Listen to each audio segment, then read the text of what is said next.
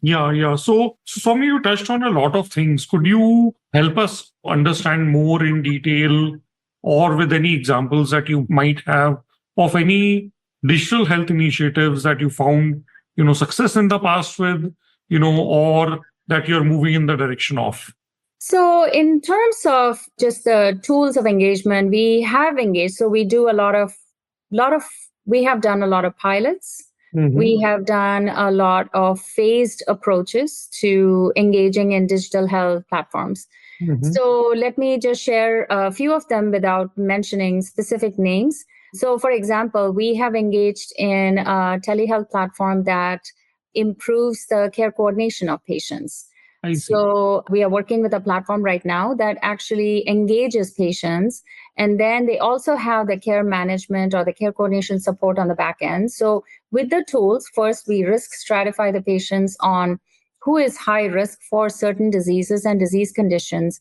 And then we have the care coordination team actually work with us on identifying the disease conditions. So there is a patient engagement, there is a chronic disease management component to it.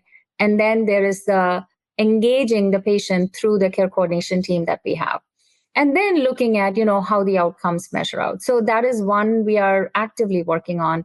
Then we also have like rehab potential, right? So when a patient has acute hospitalization and they are discharged to home, for example, let's say they have a heart attack. Post heart attack, oftentimes the past would be that cardiac rehab the patient has to come in to the hospital to have the rehab done.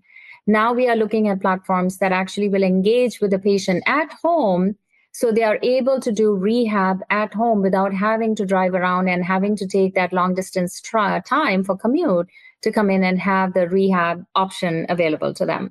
The other piece that we are working on is early detection. Yeah. So early detection is critical. The speed to detecting certain conditions can actually change the outcome of that patient's condition. So, how quickly do we identify a stroke in a patient? And is it a stroke mimic or is it a real stroke? So we are working with a company that allows us for accurate and early stroke detection. That's one of them. Very We nice. also have a couple of others where we have an eICU platform where it's an electronic ICU because we need to monitor the ICU in patients, but we cannot have that many intensivists rounding 24/7. So we have an electronic methodology to identify that. We're looking at platforms that look at sepsis bundles. So Mhm. there is a whole host of conditions that we are looking at, which are digitally oriented, that allows us to look at them. You said what has gone well and what hasn't. I will share with you that some of the exciting ones are the radiology ones, the radiology digital analytics, because the radiology ones help to identify, and the accuracy is outstanding. It's like they have done studies on how many AI driven platforms can actually identify incidental findings versus a radiologist reading it, or how many radiologists do you need to read X number of films. And so we are looking at platforms that look at incidental findings in the lungs as well as lesions on the heart through echocardiogram. So there's a whole host of digital platforms that allow us to do this.